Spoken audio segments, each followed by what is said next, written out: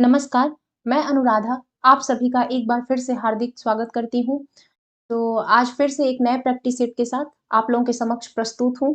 इसमें कुल 100 प्रश्नों की संख्या है और पिछला जो मेरा प्रैक्टिस सेट था, प्रैक्टिस सेट नंबर 19 उसमें भी कुल 100 प्रश्न लाए थे जिसमें आप लोगों का काफ़ी अच्छा रिस्पॉन्स रहा। आप लोगों को क्वेश्चन भी काफ़ी अच्छे लगे। तो उसी के आधार पे ये हमारा अगला क्वेश्चन आयर है। तो उम्मीद है आप लोग अंत तक जुड़े रहेंगे और पूरे प्रैक्टिस सेट को सॉल्व करेंगे और आप लोगों का कितना सही हो रहा है कमेंट के माध्यम से आप लोग जरूर बताएंगे। तो चलते हैं आज के पहले प्रश्न पर। निम्नलिखित में से इसकी उपस्थिति के कारण दूध में मिठास आ जाती है। ए है माइक्रोज, बी लैक्टोज, सी सुक्रोज, डी है कैरोटीन। पूछा है कि किसकी उपस्थिति के कारण दूध में मिठास आ जाती है। मतलब कि जो डेयरी प्रोडक्ट है, जो लोग ओरिजिनल घर का दूध पीते होंगे उनको पता होगा कि दूध में एक घर का जो दूध होता है उसमें नेचुरल मिठास होती है। हम पाउडर वाले की बात नहीं कर रहे हैं और जो मिलता है शहरों में ले आकर देते हैं बाल्टी वाले, उसमें पानी मिला होता है। बाकी जो ओरिजिनल होता है उसमें एक अलग सी मिठास होती है। तो उसमें क्या उपस्थित होता है जिसकी वजह से उसमें मिठास आती है? तो देखते हैं। तो उसमें जो मिला होता है वो होता है लैक्टोज। तो लैक्टोज जितने भी डेयरी प्रोडक्ट्स होते हैं, दूध, दही, पनीर, उनमें ये मिला होता है। इस वजह से उसमें एक नेचुरल मिठास होती है। बाकी सुक्रोज जो है, इसको सुक्रोज को टेबल शुगर भी कहते हैं। टेबल शुगर मतलब आप लोग समझ रहे होंगे कि जो हम मीठा बनाने के लिए कोई भी खाना बनाते हैं या फिर कोई भी पेय पदार्थ बनाते हैं, कुछ भी जैसे जूस या फिर नींबू पानी बनाते हैं, तो उसको थोड़ा मीठा करने के लिए जो शुगर ऐड करते हैं, तो उसको सुक्रोज बोलते हैं। इसीलिए इसका एक नाम और भी है टेबल शुगर। कैरोटीन, ये कैरोटीन क्या होता है? तो ये एंटीऑक्सीडेंट का काम करता है। कैरोटीन का काम क्या है कि रोग प्रतिरोधक क्षमता जो होती है उसको ये बढ़ाता है। ये हमारे शरीर में जाने के बाद ये विटामिन ए में कन्वर्ट हो जाता है, जिससे हमारी आंखों की रोशनी के लिए काफी लाभदायक है। आप लोगों को हम कई बार बता चुके हैं कि रतौंधी जो होती है वो विटामिन ए की कमी के कारण होती है। तो कैरोटीन का सबसे मोस्ट इम्पॉर्टेंट जो काम है ये विटामिन ए में बदल जाता है। तो उम्मीद है आपको समझ में आया होगा। दूसरा प्रश्न है, पारिस्थितिक तंत्र में तत्वों के चक्रण को क्या कहते हैं? ए है रासायनिक चक्र, बी जैव भू रासायनिक चक्र, सी है भू वैज्ञानिक चक्र, भू रासायनिक चक्र। तो पारिस्थितिकी तंत्र में तत्वों के चक्रण को क्या कहते हैं? तो जैव भू रासायनिक चक्र, ऑप्शन बी इसका सही उत्तर होगा। तीसरा है, निम्न में से किससे जलवायु परिवर्तन का क्रायोजेनिक संकेतक प्राप्त किया जाता है? आइस कोर, जीवाश्मित पराग, वृक्ष वलय वृद्धि, इवेपोराइट निक्षेप। तो आप लोग कमेंट के माध्यम से बताइए कि इसका क्या सही उत्तर होगा। तो किससे जलवायु परिवर्तन का क्रायोजेनिक संकेतक प्राप्त किया जाता है? तो वो आइसोकोर है। ऑप्शन ए इसका सही उत्तर होगा। ये काफी इंपॉर्टेंट है। आइसोकोर जो होते हैं, इससे जलवायु परिवर्तन का जो क्रायोजेनिक संकेतक होता है वो बहुत अच्छे से पता चलता है, इसलिए ये मोस्ट इंपॉर्टेंट है। प्रश्न नंबर 4 है, भारत के निम्न स्थानों में से कौन सा स्थान मैंग्रोव वनस्पति के लिए प्रसिद्ध है? काजीरंगा, साइलेंट वैली, सुंदरबन, हिमालय की तराई। तो यहाँ पूछा है कि कौन सा स्थान मैंग्रोव वनस्पति के लिए प्रसिद्ध है? तो वो है सुंदरबन। ऑप्शन सी इसका सही उत्तर होगा। और जो मैंग्रोव वनस्पति का सर्वाधिक क्षेत्र है वो सुंदरबन डेल्टा जो है उसी में पाया जाता है। तो इसीलिए ये काफी फेमस है। और यहाँ के वनों में जो सुंदरी वृक्ष है वो काफी मशहूर है। सुंदरी वृक्ष जो है ये विशेष रूप से उल्लेखनीय है। तो कहाँ के वनों में? जो मैंग्रोव वनस्पति के सर्वाधिक जो क्षेत्र हैं वो कहाँ फैले हुए हैं? सुंदरबन डेल्टा में। और यहाँ के जो वन है उसमें सबसे मोस्ट इम्पॉर्टेंट या फिर बोले कि प्रसिद्ध उल्लेखनीय क्या है? तो वो है सुंदरी वृक्ष। बढ़ते हैं अगले प्रश्न पर। प्रश्न नंबर 5 है, किसान क्रेडिट कार्ड योजना का प्रारंभ किया गया था वर्ष? ए 2004 में, बी 2000 में, 1998 में, 1995 में। तो किसान क्रेडिट कार्ड योजना का प्रारंभ कब किया गया था? तो इसका सही उत्तर होगा 1998 में किसान क्रेडिट कार्ड योजना का आरंभ हुआ था। और क्यों हुआ था? तो वो कृषि संबंधी जो खर्चे थे उनकी पूर्ति के लिए पर्याप्त समय पर ऋण की सुविधा प्रदान करना। ये इसका मुख्य उद्देश्य था कि जो लोग कृषि करते हैं उनको पता होगा कि इस योजना के तहत, किसान के क्रेडिट कार्ड योजना के तहत जो भी उनका कृषि से रिलेटेड ऋण लेना था, उसको उसमें सुविधा उपलब्ध कराना इसका मेन उद्देश्य था। प्रश्न नंबर 6 है, मेक इन इंडिया कार्यक्रम का लोगो है शेर, हाथी, चीता, कंगारू।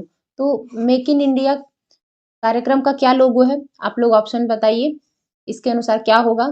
तो वो है शेर। इसका लोगो क्या है मेक इन इंडिया का? शेर है। ऑप्शन ए इसका सही उत्तर होगा। बाकी ये शुरू कब हुआ था मेक इन इंडिया? तो ये हुआ था 25 सितंबर 2014 को नरेंद्र मोदी द्वारा इसका शुभारंभ किया गया था। 7वां है, उत्तर प्रदेश में मूल्य वर्धित कर वैट लागू हुआ। ए है 1 अप्रैल 2007 में, 1 जनवरी 2008 से, 1 जनवरी 2009 से, 1 अप्रैल 2008 से। तो उत्तर प्रदेश में मूल्य वर्धित कर वैट कब लागू हुआ? तो आप लोग कमेंट करके बताइए क्या होगा? तो 1 जनवरी 2008 से। तो ऑप्शन बी इसका सही उत्तर होगा। 8वां है, 23 अगस्त 2025 को नेपाल ने निम्नलिखित में से किस संगठन ने शामिल होकर अपने संरक्षण प्रयासों को बढ़ावा दिया?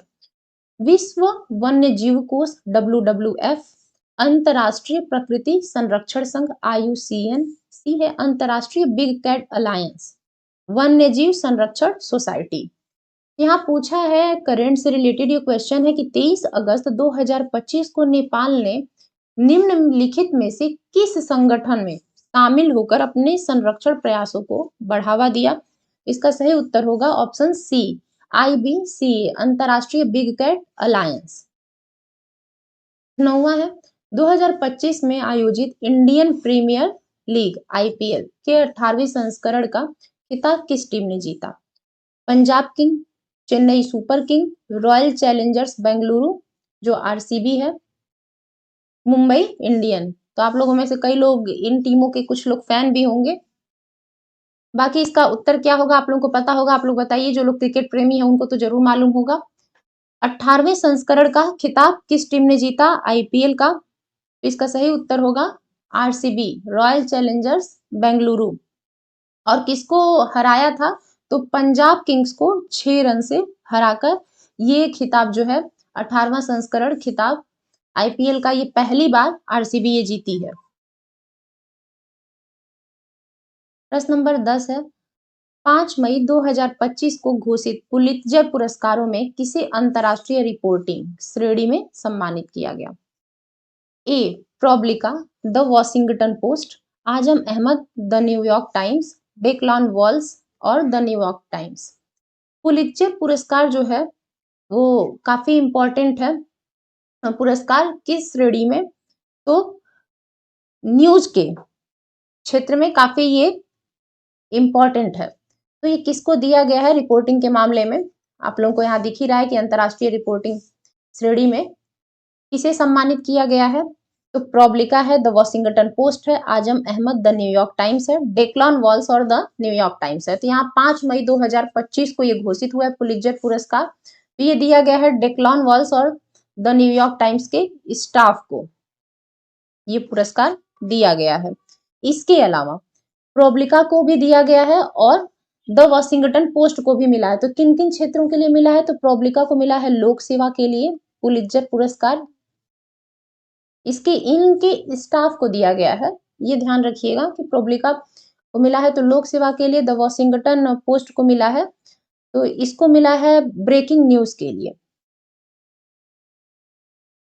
ब्रेकिंग न्यूज के लिए मिला है द वॉशिंगटन पोस्ट को।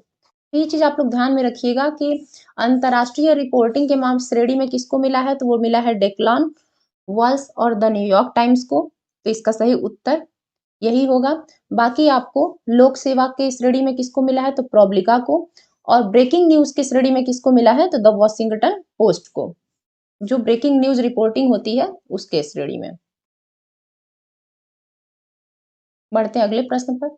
11वां है, निम्नलिखित में से किस स्थल से मानव कंकाल के साथ कुत्ते का कंकाल भी सावधान से प्राप्त हुआ है? ब्रह्मगिरी, बुर्जहोम, चिरांत, मास्की। तो मानव कंकाल के साथ कुत्ते का कंकाल भी समाधान से प्राप्त हुआ है, तो वो हुआ है बुर्जहोम से। ऑप्शन बी इसका सही उत्तर होगा। ये बुर्जहोम कहाँ है? तो ये जम्मू एंड कश्मीर के श्रीनगर के निकट में, श्रीनगर के निकट ये जगह स्थित है बुर्जहोम। यहीं से मानव के साथ कुत्ते का भी कंकाल मिला है। 12वां है, निम्नलिखित में से किसका संकलन ऋग्वेद पर आधारित है? यजुर्वेद, सामवेद, अथर्ववेद, इनमें से कोई नहीं। तो किसका संकलन ऋग्वेद पर आधारित है? तो इसका सही उत्तर होगा सामवेद का जो संकलन है वो ऋग्वेद पर आधारित है। अशोकाराम विहार निम्नलिखित में से किस स्थान पर स्थित था? वैशाली, पाटलिपुत्र, कौशाम्बी, श्रावस्ती। तो अशोकाराम विहार का निर्माण किसने कराया था? तो जो मौर्य शासक अशोक थे उन्होंने बनवाया था अशोकाराम विहार। इसके अलावा ये कहाँ है? तो ये है पाटलिपुत्र में।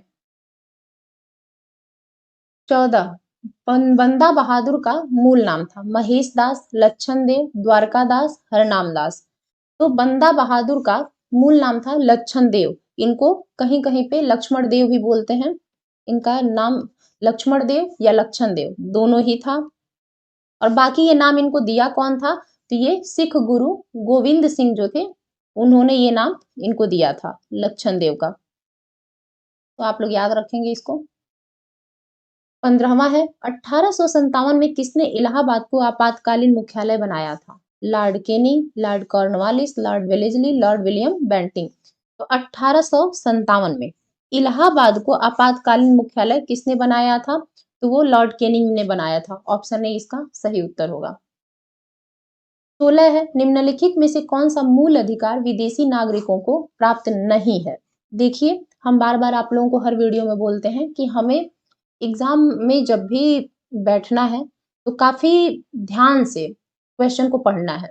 अगर हम थोड़ा सा भी हड़बड़ी करेंगे तो कई बार क्वेश्चन हम ठीक से नहीं समझ पाते हैं। इसलिए क्वेश्चन पे थोड़ा सा तो टाइम देना बनता है और आप लोगों को काफी एकदम घबराना नहीं है। तो इसलिए जैसे ये नहीं है, छोटा सा यहाँ दे दिया, अब हड़बड़ी में हम रहे प्रेशर में एग्जाम के, तो काफी हद तक ये नजरअंदाज हो जाता है कि नहीं, पता चलेगा कि प्राप्त है, हम देख के और ऑप्शन लगा दिए और हम आंसर गलत करके आ गए। इसलिए एग्जाम में आप लोगों का एग्जाम काफी करीब है और एग्जाम में आप लोगों को एकदम कंसंट्रेट होके एग्जाम देना है और एकदम धैर्य से, क्योंकि आप लोगों को अब ज्यादा समय नहीं बचा और आप लोगों की तैयारी पूरी हो चुकी होगी इसलिए, और कॉन्फिडेंस अपने आप पे रखते रहना है। तो विधि के समक्ष समानता, अभिव्यक्ति की स्वतंत्रता का अधिकार, प्राण एवं दैहिक स्वतंत्रता का अधिकार, शोषण के विरुद्ध अधिकार। तो कौन सा मूल अधिकार विदेशी नागरिकों को प्राप्त नहीं है? तो वो है अभिव्यक्ति की स्वतंत्रता का अधिकार। ये विदेशी नागरिकों को प्राप्त नहीं है। और इसका जो उल्लेख है अभिव्यक्ति की स्वतंत्रता का अधिकार, ये किस आर्टिकल में है? तो आर्टिकल 19 में इसका उल्लेख किया गया है। 17 है, भारत के नियंत्रक एवं महालेखा परीक्षक जिसको कैग भी बोलते हैं की नियुक्ति की जाती है राष्ट्रपति द्वारा, लोकसभा अध्यक्ष द्वारा, अध्यक्ष योजना आयोग द्वारा, वित्त मंत्री द्वारा। तो कैग की नियुक्ति किसके द्वारा की जाती है? तो वो राष्ट्रपति के द्वारा।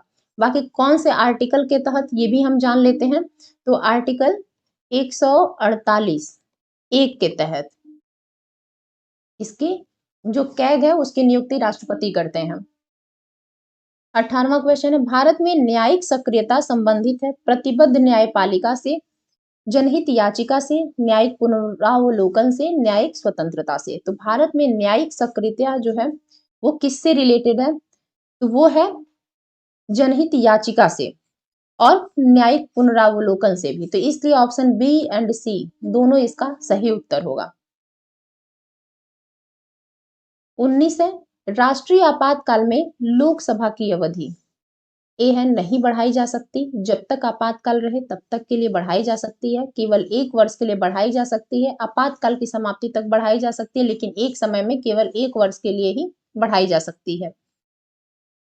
तो राष्ट्रीय आपातकाल में लोकसभा की अवधि जो है नहीं बढ़ाई जा सकती है, गलत है। जब तक आपातकाल रहे ये भी गलत है। केवल 1 वर्ष के लिए बढ़ाई ये भी गलत है। आपातकाल की जो समाप्ति तक बढ़ाई जा सकती है, लेकिन एक समय में केवल 1 वर्ष के लिए ही बढ़ाई जा सकती है। ये सही है ऑप्शन डी।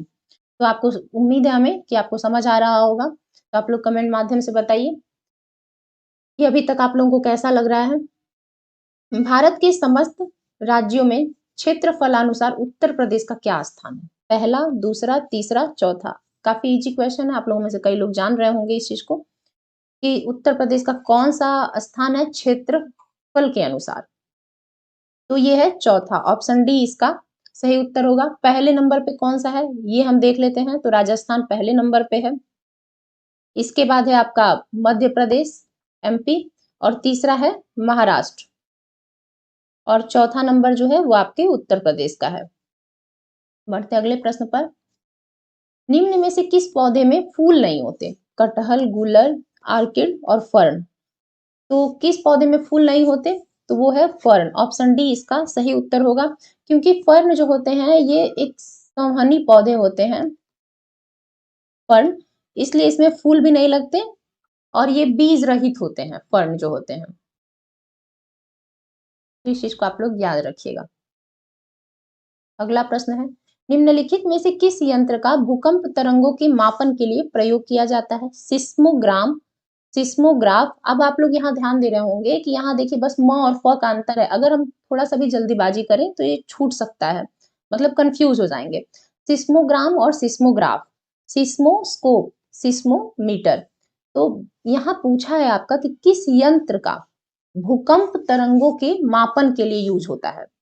तो इसका सही आंसर क्या होगा आप लोग बताइए। सिस्मोग्राफ, सिस्मोग्राफ का जो यूज है वो भूकंप तरंगों के मापन के लिए किया जाता है। बालकास झील निम्नलिखित देशों में से किसमें स्थित है? कजाकिस्तान, किर्गिस्तान, रूस, तुर्कमेनिस्तान। तो बलकास झील कहाँ है? ये है कजाकिस्तान में। पोर्ट डायमंड अवस्थित है ऑस्ट्रेलिया में, श्रीलंका में, दक्षिण अफ्रीका में, जैरे में। तो पोर्ट डायमंड जो है वो दक्षिण अफ्रीका में है। वॉशिंग मशीन का कार्य सिद्धांत है अपकेंद्रण, अपोहन, उत्क्रम परासरण और विसरण। तो जो वॉशिंग मशीन का कार्य सिद्धांत है वो किस सिद्धांत पे कार्य करती है? तो वो अपकेंद्रण पर, ऑप्शन ए इसका सही उत्तर होगा।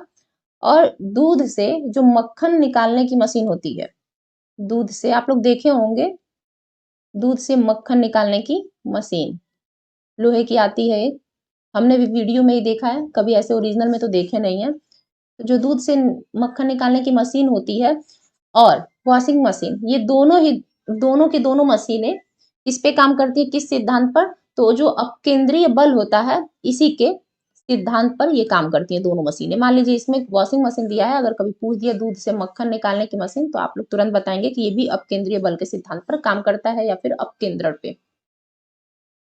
26 से ट्रांसफार्मर प्रयुक्त होते हैं एसी को डीसी में बदलने के लिए, डीसी को एसी में बदलने के लिए, डीसी वोल्टेज का उपचयन करने के लिए, एसी वोल्टेज का उपचयन या अपचयन करने के लिए।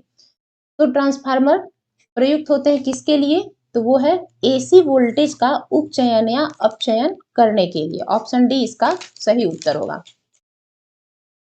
27 है, निम्नलिखित में से किसका उपयोग विस्फोटक के उत्पादन में किया जाता है? Glycerol, methanol, urea, oxalic acid.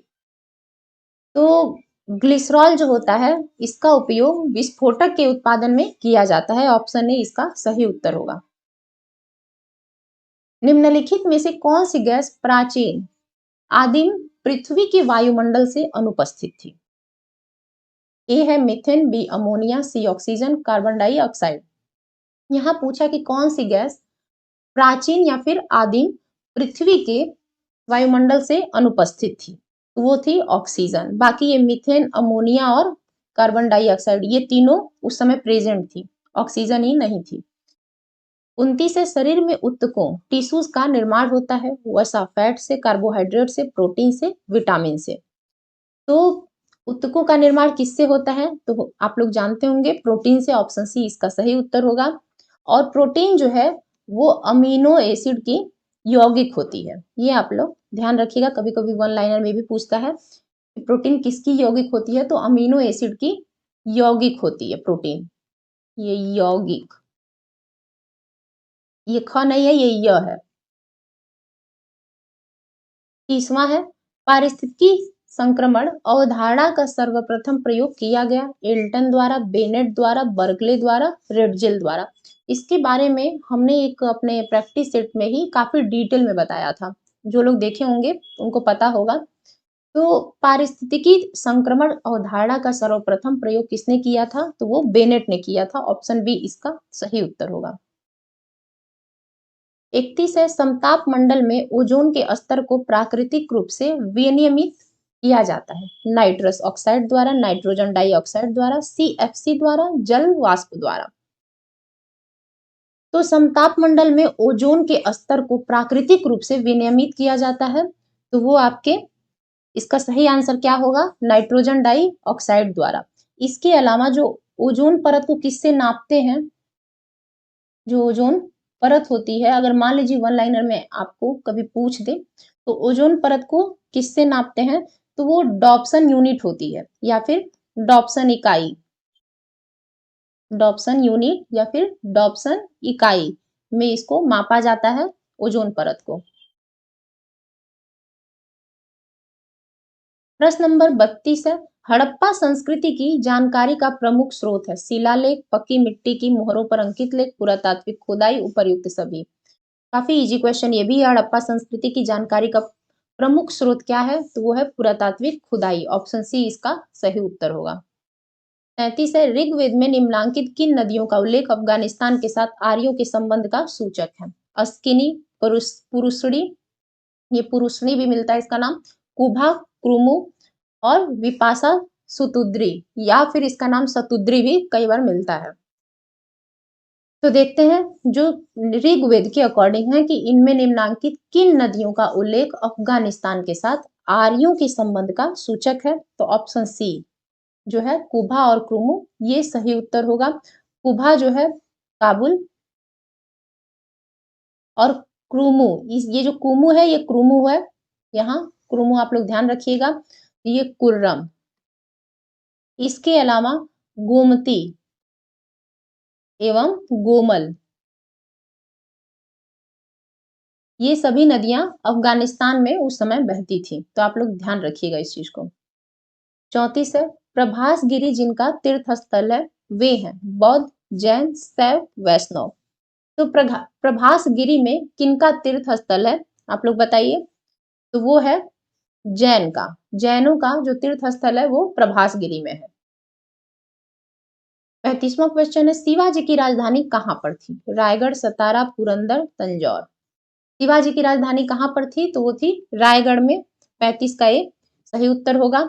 बाकी इन्होंने कब अपना राज्याभिषेक कराया था? तो 1674 ईस्वी में शिवाजी का पहली बार राज्याभिषेक हुआ था और इनकी राजधानी कहाँ बनी थी? रायगढ़।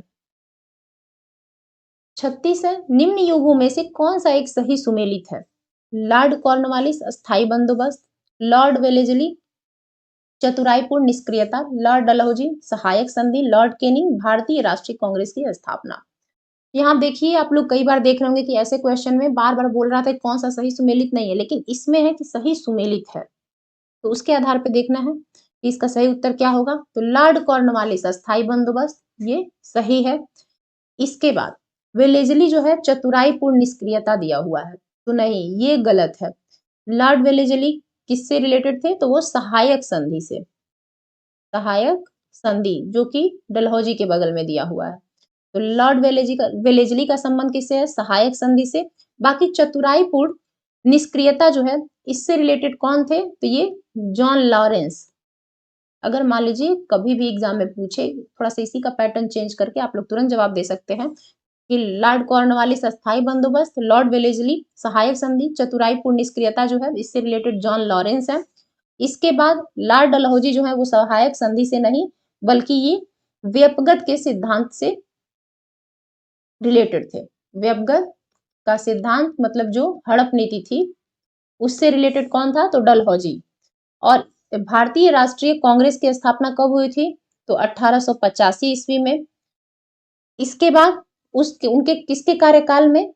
तो उस समय कौन था? केनिंग नहीं थे, बल्कि केनिंग की जगह पे कौन था? आप लोग बताइए। डफरिन के कार्यकाल में, लॉर्ड डफरिन के कार्यकाल में आईएनसी या फिर इंडियन नेशनल कांग्रेस की स्थापना हुई थी सन 1885 में। तो ये आप लोग ध्यान रखेंगे।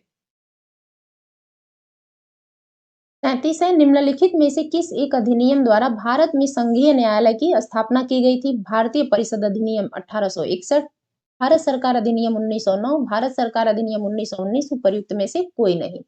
तो किस एक अधिनियम द्वारा भारत में संघीय न्यायालय की स्थापना की गई थी?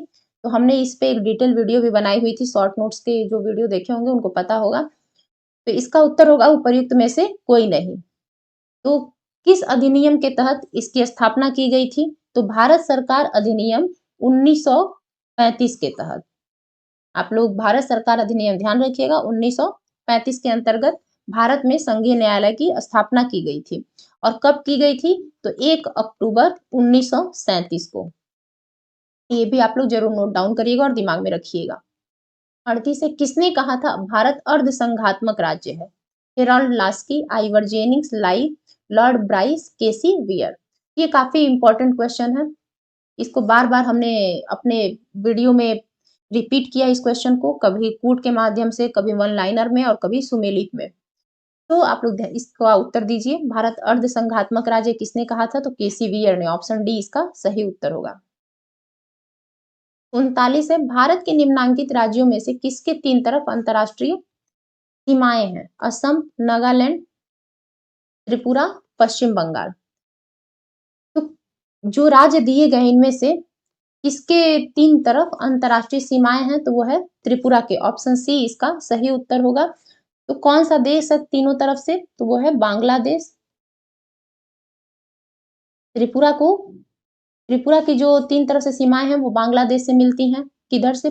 पूरब को छोड़ के, बाकी पश्चिम और उत्तर दक्षिण तीनों तरफ से, नॉर्थ और साउथ तीनों तरफ से बांग्लादेश की सीमा से घिरा हुआ है। कौन सा राज्य? तो त्रिपुरा है। 40वां प्रश्न है, खासी एवं गारो भाषा बोलने वाली जनसंख्या पाई जाती है मध्य प्रदेश, मेघालय, त्रिपुरा, झारखंड में। तो गारो और खासी भाषा बोलने वाली जनसंख्या जो है वो कहाँ पाई जाती है? तो पाई जाती है मेघालय में। ऑप्शन बी इसका सही उत्तर होगा। 41 है, भारत की किस नदी पर नागार्जुन सागर परियोजना है? कृष्णा, कावेरी, ताप्ती, तुंगभद्रा। तो नागार्जुन सागर परियोजना किस नदी पर है? तो वो है कृष्णा नदी पर। ऑप्शन ए इसका सही उत्तर होगा। वर्तमान में ये जो परियोजना है ये आंध्र प्रदेश और तेलंगाना दोनों राज्यों में फैली है। तो मान लीजिए जगह पूछे कि कहाँ है ये नागार्जुन सागर परियोजना, कहाँ तक फैली हुई? तो आंध्र प्रदेश और तेलंगाना दोनों राज्यों में ये फैली हुई है। 42वां है, ब्लैक पर्वत अवस्थित है कनाडा में, नॉर्वे में, स्विट्जरलैंड में, यूएसए में। तो जो ब्लैक पर्वत है वो कहाँ है? तो वो है यूएसए में। ऑप्शन डी इसका सही उत्तर होगा। 43, भारत में धीमी कृषि विकास गति के लिए निम्नलिखित में से कौन प्रभावी कारण है? ग्रामीण निर्धनता, शहरी निर्धनता, कुशल श्रमिक, शहर से गांव की ओर पलायन। तो भारत में धीमी कृषि विकास गति के लिए निम्नलिखित में से कौन सा प्रभावी कारण है? तो इसका सही उत्तर होगा ग्रामीण निर्धनता। Option A. 44 है, उद्यमिता को बढ़ावा देने हेतु योजना स्टैंड अप इंडिया संबंधित है अल्पसंख्यक से, ओबीसी से, दिव्यांग से, महिला, एससी और एसटी से। यहाँ आप लोग देख रहे होंगे कि अगर पूछे कि स्टैंड अप इंडिया योजना जो है वो किससे रिलेटेड है, तो वो इसका उद्देश्य क्या था? तो ये उद्यमिता को बढ़ावा देने हेतु ये योजना आई थी। अब ये किससे रिलेटेड है? तो इसका सही उत्तर होगा महिला, एससी और एसटी से। इसको हमने कई वीडियो में बताया भी है। ऑप्शन डी इसका सही उत्तर होगा। 45 है, उत्तर प्रदेश में आलू निर्यात जोन स्थित है आगरा में, इलाहाबाद में, फतेहपुर में, कानपुर में। तो उत्तर यूपी में आलू निर्यात जोन कहाँ स्थित है? तो वो है आगरा में। ऑप्शन ए इसका सही उत्तर होगा। इसके अलावा इसका निर्यात जोन कहाँ कहाँ है? तो अलीगढ़, फर्रुखाबाद आलू के लिए काफी फेमस है, फर्रुखाबाद, कन्नौज, हाथरस, हाथरस, फिर है मेरठ। आगरा आपको ऑप्शन में ही दिया है। और इसके बाद जो बागपत डिस्ट्रिक्ट है वो भी आलू के निर्यात जोन में स्थित है। बढ़ते अगले प्रश्न पर। तो 46 है, 3 सितंबर 2025 को आयोजित 56वीं जीएसटी परिषद की बैठक की अध्यक्षता किसने की? राजनाथ सिंह, निर्मला सीतारमन, अमित शाह, पीयूष गोयल। तो जो 3 सितंबर 2025 को आयोजित 56वीं जीएसटी परिषद की बैठक हुई थी वो कहाँ हुई थी सबसे पहले ये जान लेते हैं। तो न्यू दिल्ली में हुई थी और इसकी अध्यक्षता किसने की थी? तो वो निर्मला सीतारमन। ऑप्शन बी इसका सही उत्तर होगा। 47 है, सितंबर 2025 में किस 16 वर्षीय भारतीय मूल के अमेरिकी ग्रैंड मास्टर ने क्लासिकल शतरंज में मौजूदा विश्व चैंपियन को हराने वाला सबसे कम उम्र के खिलाड़ी का रिकॉर्ड बनाया है? R Praggnanandhaa, Abhimanyu Mishra, G M Awonder Liang, डी है गाटा कॉम्स्की। तो सितंबर 2025 में किस 16 वर्षीय भारतीय मूल के अमेरिकी ग्रैंड मास्टर ने क्लासिकल शतरंज में मौजूदा विश्व चैंपियन को हराने वाला सबसे कम उम्र के खिलाड़ी का रिकॉर्ड बनाया है? तो वो है अभिमन्यु मिश्रा। ऑप्शन बी इसका सही उत्तर होगा। तो प्रश्न नंबर 48 है, नीचे दो कथन दिए गए हैं, एक को अभिकथन ए तथा दूसरे को कारण आर कहा गया है। अभिकथन ए है, विंध्य क्षेत्र के पाषाण युगीन लोगों ने नूतन भूतल काल के अंत में गंगा घाटी में प्रव्रजन किया। कारण आर है, जलवायु परिवर्तन के कारण इस काल में शुष्कता का चरण था। नीचे दिए गए कूट से सही उत्तर का चयन कीजिए। तो देखते हैं, जो विंध्य क्षेत्र के पाषाण युगीन लोगों ने नूतन भूतल काल के अंत में गंगा घाटी में प्रव्रजन किया, ये तो सही है। जलवायु परिवर्तन के कारण इस काल में शुष्कता का चरण था, ये भी सही है। तो जो आर है वो ए की सही व्याख्या करता है। तो ऑप्शन ए इसका सही उत्तर होगा। ए और आर दोनों सही है और आर ए की सही व्याख्या करता है। बढ़ते अगले प्रश्न पर। 49 प्रश्न है, काफी छोटा सा देखने में लग रहा है, लेकिन काफी ऐसे प्रश्नों को ध्यान देने की जरूरत होती है, नहीं तो हम अधिकांशतः ऐसे ही छोटे छोटे प्रश्न एग्जाम में गलत करके आते हैं। तो उपनिषद पुस्तकें हैं धर्म पर, योग पर, विधि पर और दर्शन पर। उपनिषद की जो पुस्तकें हैं वो किस पर हैं? तो वो है दर्शन पर। ऑप्शन डी इसका सही उत्तर होगा। इसके अलावा इन्हें वेदांत भी कहा जाता है, आप लोग ध्यान रखेंगे। 50वां प्रश्न है, वह स्तूप स्थल जिसका संबंध भगवान बुद्ध के जीवन की किसी घटना से नहीं रहा है, वह है सारनाथ। सारनाथ को आप लोग जानते हैं, धर्म चक्र प्रवर्तन से रिलेटेड है। सबसे पहली बार बुद्ध ने अपना ज्ञान यही दिया था। तो धर्म चक्र प्रवर्तन और सांची, तो सांची से रिलेटेड कुछ नहीं है, बाकी बोध गया में सबसे पहले इन्होंने ज्ञान की प्राप्ति की थी। और कुशीनारा में बुद्ध की मृत्यु हुआ था। महापरिनिर्वाण जो है उससे रिलेटेड कुशीनारा या फिर कुशीनगर है जो यूपी के डिस्ट्रिक्ट में है। बाकी सारनाथ में पहली बार बुद्ध उपदेश दिए थे, जिस घटना को धर्म चक्र प्रवर्तन के नाम से भी जाना जाता है। तो कौन इसमें से नहीं है बुद्ध से रिलेटेड? तो वह है सांची। ऑप्शन बी इसका सही उत्तर होगा। 51 है, निम्नलिखित में से किस गवर्नर जनरल ने भारत में दास प्रथा को समाप्त किया था? लॉर्ड कॉर्नवालिस ने, लॉर्ड एलन बरो ने, लॉर्ड विलियम बेंटिंग ने, सर जॉन सोर ने। तो किस गवर्नर जनरल ने भारत में दास प्रथा को समाप्त किया था? तो वो थे लॉर्ड एलन बरो ने। किस एक्ट के तहत इसको खत्म किया था दास प्रथा को? तो 1843 के एक्ट 5 के तहत दास प्रथा का उन्मूलन किया था। बढ़ते अगले प्रश्न पर। तो ये तो अभी कल ही हमने बताया था, मैच दी फॉलोइंग में क्वेश्चन था। तो बताइए आप लोग क्या होगा 52 का। द कॉमनवेल्थ पत्र किससे जुड़ा है? बीजी तिलक, एनी बेसेंट, जी के गोखले से उपर्युक्त में से कोई नहीं। तो जो द कॉमनवेल्थ पत्र है ये एनी बेसेंट से जुड़ा है। ऑप्शन बी इसका सही उत्तर होगा। 53 अनुच्छेद 19 के अंतर्गत निम्नलिखित में से कौन सी एक स्वतंत्रता की भारतीय संविधान द्वारा गारंटी नहीं दी गई है? शांतिपूर्वक तथा बिना शस्त्रों के एकत्र होने की स्वतंत्रता, संपत्ति रखने खरीदने और बेचने की स्वतंत्रता, पूरे देश में इच्छा अनुसार घूमने फिरने की स्वतंत्रता, किसी व्यापार या व्यवसाय को करने की स्वतंत्रता। इसमें देखिए दिया है कि अनुच्छेद 19 के अंतर्गत कौन सी एक स्वतंत्रता की भारतीय संविधान द्वारा गारंटी नहीं दी गई है। मतलब इसमें से एक हमें ढूंढना है जिसकी गारंटी नहीं दी गई है।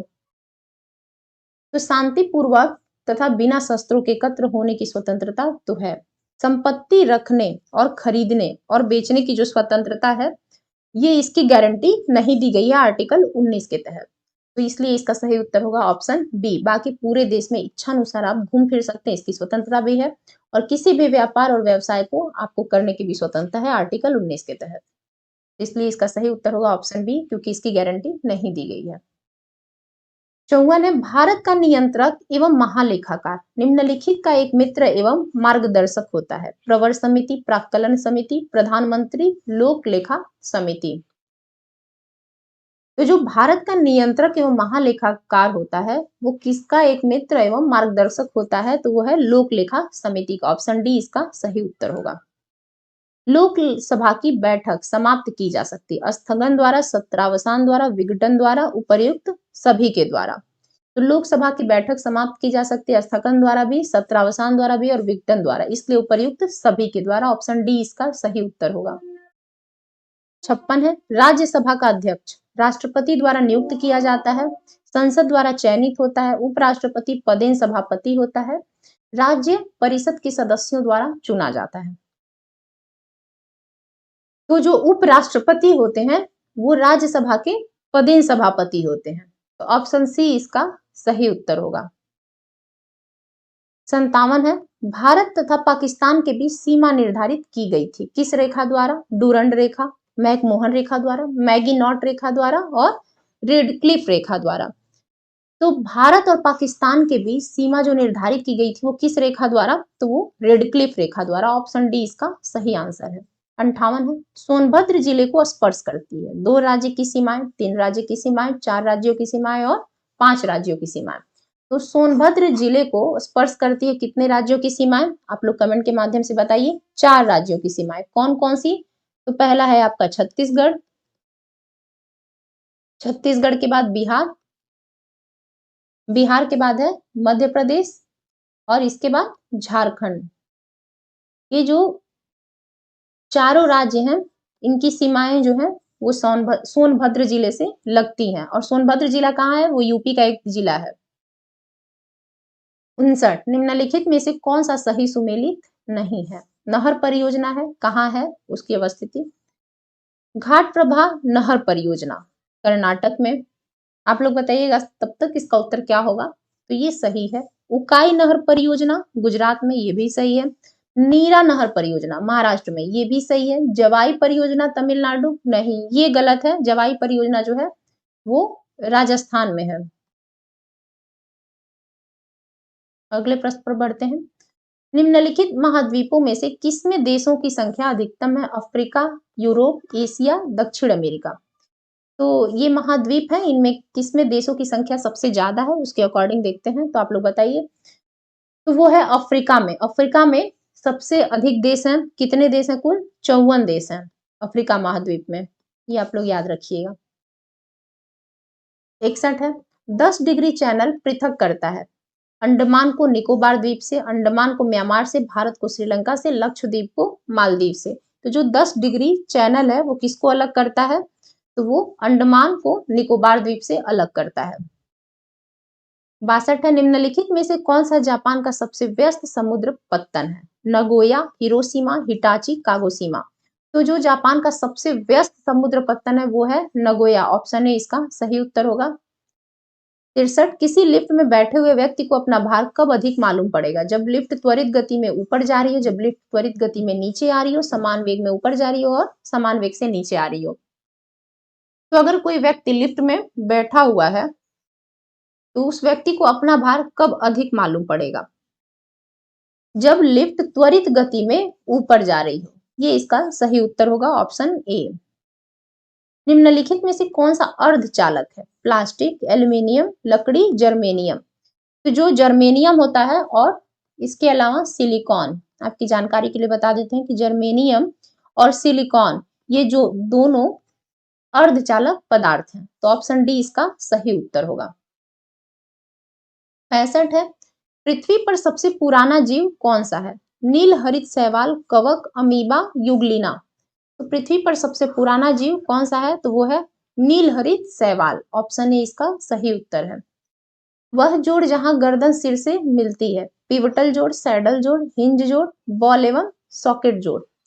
तो इसको हमने बताया भी था अपने एक वीडियो में कि वह जोड़ जहां गर्दन सिर से मिलती है उसको क्या बोलते हैं? तो उसको पिवटल जोड़ बोलते हैं। ऑप्शन ए इसका सही उत्तर है। कई बार एग्जाम में पूछा गया, काफी इंपॉर्टेंट क्वेश्चन है, तो इसको आप लोग ध्यान रखिएगा।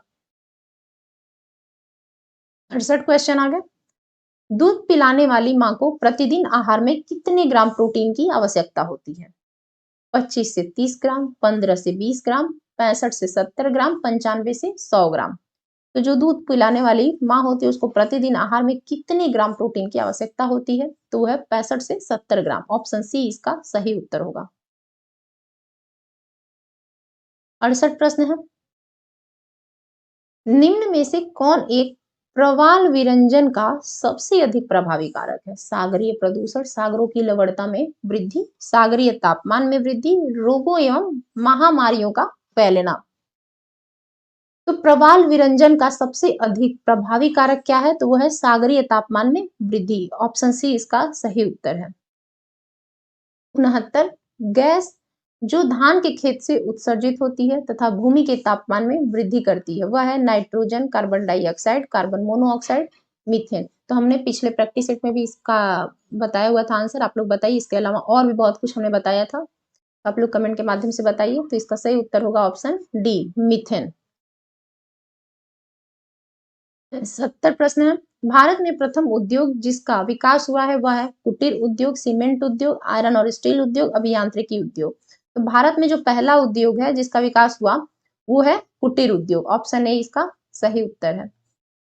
71 भारतीय हीरा संस्थान कहाँ स्थापित किया गया है? नई दिल्ली, मुंबई, सूरत में, जयपुर में। तो जो भारतीय हीरा संस्थान है वो कहाँ है? तो वो है सूरत में। ऑप्शन सी इसका सही उत्तर है। 72 जून 2025 में भारत के पहले तितली अभ्यारण्य के रूप में घोषित किया गया संरक्षित वन क्षेत्र कौन सा है? तो पेरियार वन्य जीव अभ्यारण्य केरल, अरलाम तितली अभ्यारण्य केरल, साइलेंट वैली राष्ट्रीय उद्यान केरल, काजीरंगा राष्ट्रीय उद्यान असम। तो आप लोग देख रहे होंगे कि ये करंट से रिलेटेड क्वेश्चन है। जून 2025 में भारत के पहले तितली अभ्यारण्य के रूप में घोषित किया गया संरक्षित वन क्षेत्र कौन सा है? तो इसका सही उत्तर होगा अरलाम तितली अभ्यारण्य जो कि केरल में है। ये पहला भारत का तितली अभ्यारण्य है जो कि संरक्षित वन क्षेत्र के रूप में घोषित किया गया है। तो अगला प्रश्न हमारा, जून 2025 में भारतीय उच्च शिक्षा आयोग HECI के क्रियान्वयन को सुगम बनाने हेतु गठित समिति की अध्यक्षता कौन कर रहे हैं? यूजीसी अध्यक्ष डॉक्टर के राधाकृष्णन। इसके बाद है SICTE अध्यक्ष AICTE अध्यक्ष रमेश पोखरियाल निशंक। तो करंट से रिलेटेड क्वेश्चन ये भी है। तो भारतीय उच्च शिक्षा आयोग के क्रियान्वयन को सुगम बनाने हेतु गठित समिति की अध्यक्षता कौन कर रहा है? तो वो डॉक्टर के राधाकृष्णन। ऑप्शन बी इसका सही उत्तर है। 2025 में आयोजित 15वीं हॉकी इंडिया जूनियर महिला राष्ट्रीय चैंपियनशिप का खिताब किस टीम ने जीता? झारखंड, हरियाणा, आंध्र प्रदेश, उड़ीसा। तो 2025 में आयोजित 15वीं हॉकी इंडिया जूनियर महिला राष्ट्रीय चैंपियनशिप का खिताब किस टीम ने जीता? तो वो झारखंड की टीम ने। ऑप्शन ए इसका सही उत्तर होगा। 75 है, सिंधु घाटी की सभ्यता गैर आर्य थी क्योंकि वह नगरीय सभ्यता थी, उसकी अपनी लिपि थी, उसकी खेती अर्थव्यवस्था थी, उसका विस्तार नर्मदा घाटी तक था। तो सिंधु घाटी की सभ्यता गैर गैर आर्य थी क्योंकि वह नगरीय सभ्यता थी, इसलिए ऑप्शन ए इसका सही उत्तर होगा। जबकि जो आर्य थे उनकी सभ्यता क्या थी? उनकी सभ्यता जो थी आर्यों की वो ग्रामीण सभ्यता थी, इसलिए ये जो सिंधु घाटी की सभ्यता वो गैर आर्य है। उम्मीद है आप लोग याद रखेंगे। 76 है, महावीर का प्रथम अनुयायी कौन था? जमाली, यशोदा, अड़ुज्जा, त्रिशला। तो महावीर का प्रथम अनुयायी जमाली था। ऑप्शन ए इसका सही उत्तर होगा। और जमाली कौन थे? तो ये महावीर के दामाद थे। महावीर स्वामी जो थे उनकी एक बेटी थी जिसका नाम था प्रियदर्शना, उन्हीं के ये पति थे जमाली, जो पहले इनके अनुयायी बने महावीर स्वामी के। इसके अलावा महावीर का जन्म कब हुआ था? महावीर स्वामी का इनका जन्म हुआ था 599 ईसा पूर्व में। किसके यहाँ हुआ था? तो क्षत्रिय राजा सिद्धार्थ के यहाँ। और इनकी पत्नी का नाम क्या था? तो पत्नी का नाम महावीर के यशोदा था। इतनी चीजें कॉमन है आप लोगों के याद करने के लिए। 77 प्रश्न है, गुलबदम बेगम पुत्री थी बाबर की, हुमायूं की, शाहजहां की, औरंगजेब की। तो गुलबदन बेगम किसकी पुत्री थी? बाबर की। ऑप्शन ए इसका सही उत्तर होगा। इसने गुलबदन बेगम ने हुमायूं नामा लिखी थी।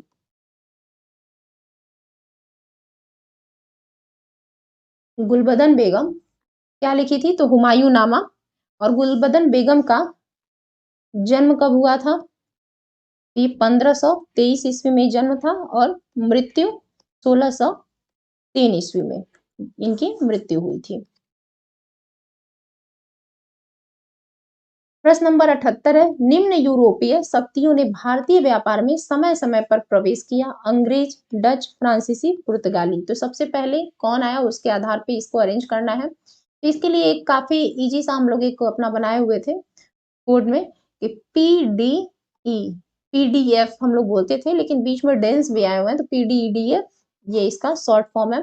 कि पहले पुर्तगाली आए, फिर डच आए, फिर अंग्रेज आए, इंग्लिश, फिर डेंस भी बीच में आए थे कुछ दिनों के लिए, ये डेंस है। फिर आए थे फ्रांसीसी। तो इसका सही उत्तर इसके अकॉर्डिंग क्या होगा? पहले कौन आया? तो वो आए पुर्तगाली। पुर्तगाली पहले नंबर पे आए, फिर आए आपके डच, फिर अंग्रेज और इसके बाद फ्रांसीसी। तो इसका सही उत्तर क्या होगा आप लोग बताइए।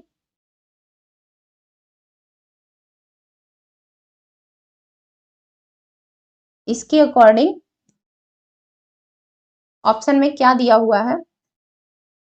तो यहां सबसे पहले तो हम देख रहे हैं कि दे दिया है एक, ये ऑप्शन है इसका सही उत्तर हो जाएगा।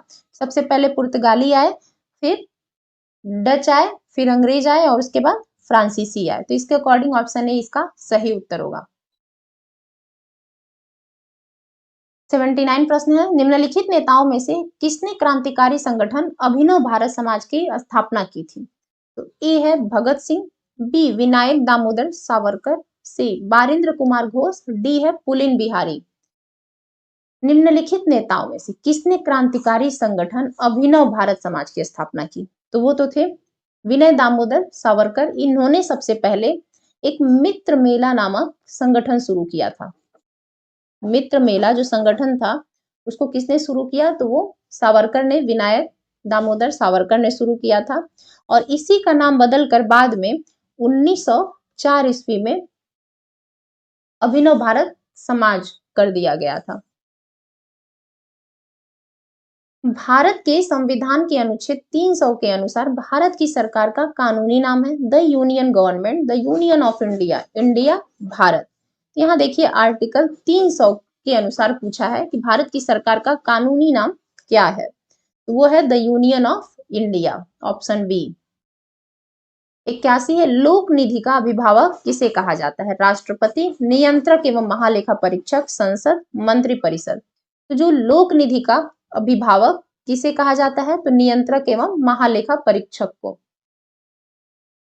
82 है, लोकसभा में केंद्र शासित प्रदेशों के लिए कितनी सीटें या फिर स्थान आरक्षित है? 20, 25, 30, कोई सीट आरक्षित नहीं है। तो कितनी सीटें आरक्षित हैं? तो वो है 20। 20 सीटें लोकसभा में केंद्र शासित प्रदेशों के लिए आरक्षित है।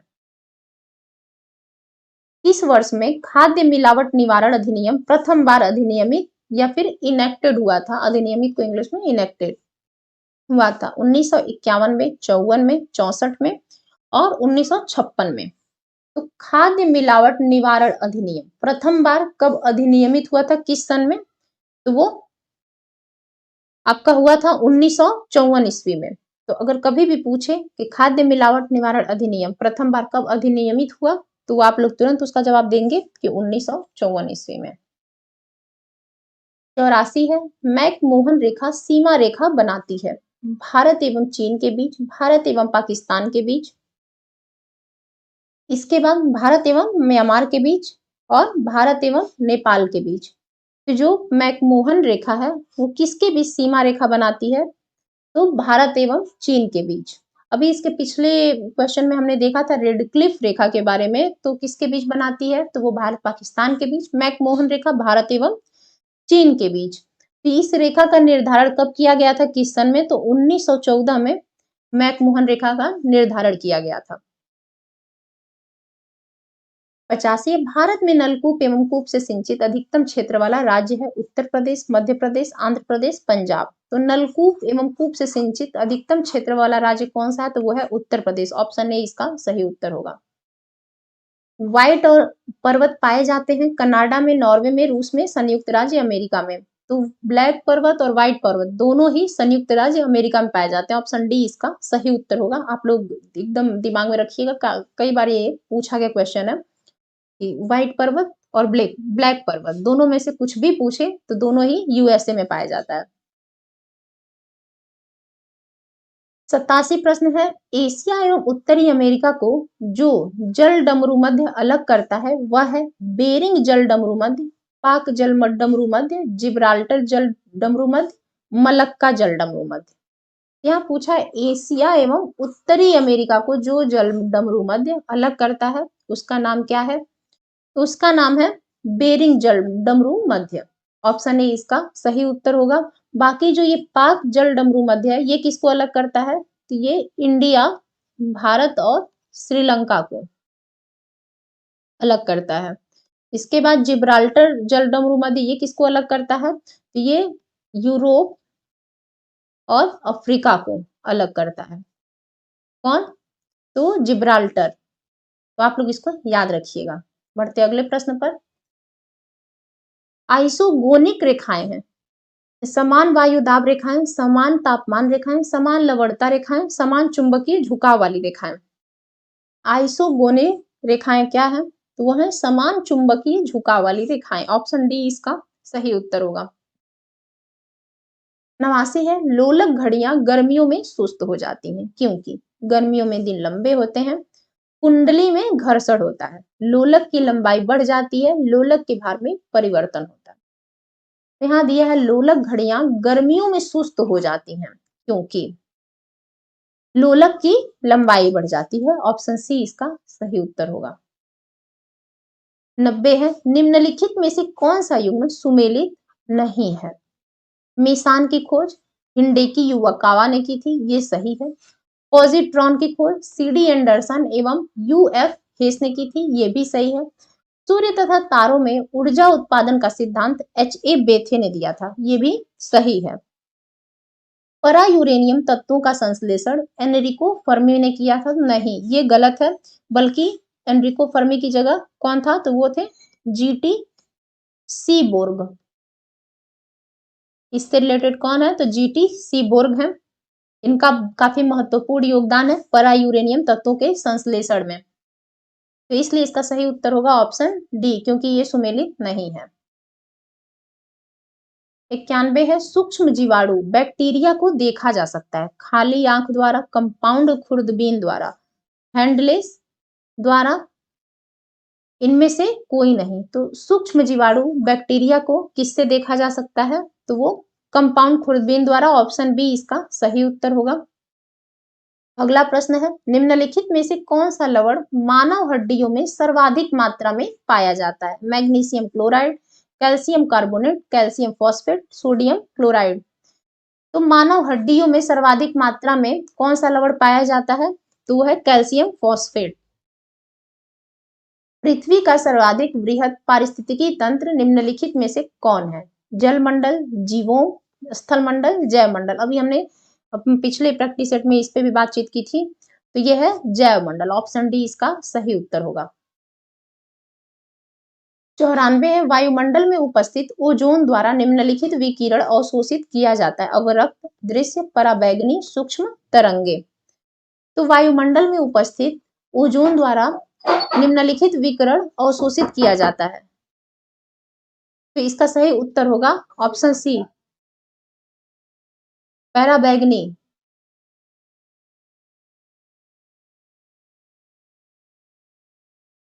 95 है, ऑपरेशन फ्लड का निम्न में से किससे संबंध है? बाढ़ की रोकथाम, दुग्ध आपूर्ति, मत्स्य उत्पादन, डी है स्वच्छ जलापूर्ति। तो ऑपरेशन फ्लड का संबंध किससे है? तो वो है दुग्ध आपूर्ति से। ऑप्शन बी इसका सही उत्तर होगा। इसकी जो शुरुआत है वो 1970 में हुई थी। किसने किया था? तो वो राष्ट्रीय डेयरी विकास बोर्ड ने, राष्ट्रीय डेयरी विकास बोर्ड ने इसकी शुरुआत की थी 1970 में, और इसके सूत्रधार कौन थे? तो वो डॉक्टर वर्गीस कुरियन, वर्गीस कुरियन इसके सूत्रधार थे। इतना आप लोग याद रखेंगे। 96 कच्छ की खाड़ी में स्थित कांडला निम्न में से किसके लिए प्रसिद्ध है? पानी के जहाज तोड़ने के उद्योग के लिए, हीरा काटने और पॉलिश करने के लिए, निर्यात प्रसंस्करण क्षेत्र के लिए, परंपरागत कला एवं शिल्प केंद्र के लिए। तो कच्छ की खाड़ी में स्थित कांडला निम्न में से किसके लिए फेमस है या फिर प्रसिद्ध है? तो वो निर्यात प्रसंस्करण क्षेत्र के लिए। उत्तर प्रदेश के निम्नलिखित जिलों में से किसका क्षेत्रफल सर्वाधिक है? लखीमपुर खीरी, सोनभद्र, सीतापुर, हरदोई। तो वो लखीमपुर खीरी का सबसे अधिक क्षेत्रफल है यूपी में, तो इसका ऑप्शन ए सही उत्तर होगा। 98 है जुलाई 2025 जारी स्वच्छ सर्वेक्षण 2025 से 24 से 25 में 10 लाख से अधिक जनसंख्या वाले शहरों की श्रेणी में प्रथम स्थान किस शहर ने प्राप्त किया? सूरत, नवी मुंबई, इंदौर, विजयवाड़ा। तो इसका सही उत्तर होगा ऑप्शन सी, इंदौर ने। जून 2025 में अमेरिका के एफडीए द्वारा एचआईवी संक्रमण की रोकथाम हेतु मंजूर की गई दवा कौन सी है? टुवाडा, लेनाकापाविर, येस्टुगो, डेस्कोविर, डोलुटेग्राविर। तो जो जून 2025 में अमेरिका के एफडीए द्वारा एचआईवी संक्रमण की रोकथाम हेतु मंजूर की गई दवा थी, वो कौन सी है? तो वो है लेनाकापाविर येस्टुगो। ऑप्शन बी इसका सही उत्तर है। आज का आखिरी प्रश्न है, प्रश्न नंबर 100वां। जुलाई अगस्त 2025 के मध्य भारत और सिंगापुर के बीच आयोजित समुद्री द्विपक्षीय अभ्यास सिम्बेक्स 2025 कहाँ आयोजित किया गया? अंडमान सागर, बंगाल की खाड़ी, सिंगापुर, चेन्नई। तो वो सिंगापुर में आयोजित किया गया। ऑप्शन सी इसका सही उत्तर होगा। इसी के साथ आज का हमारा जो प्रैक्टिस सेट था वो खत्म हुआ। उम्मीद है आप लोग अंत तक जुड़े रहे होंगे, पूरा प्रैक्टिस सेट हमारा देखे होंगे, और काफी आप लोगों के लिए इम्पोर्टेंट प्रैक्टिस सेट ला रहे हैं हम। तो आप लोग जरूर कमेंट के माध्यम से बताइएगा आपके कितने प्रश्न सही हुए हैं। बाकी मिलते हैं अगली वीडियो में एक नए प्रैक्टिस सेट के साथ। तब तक के लिए नमस्कार।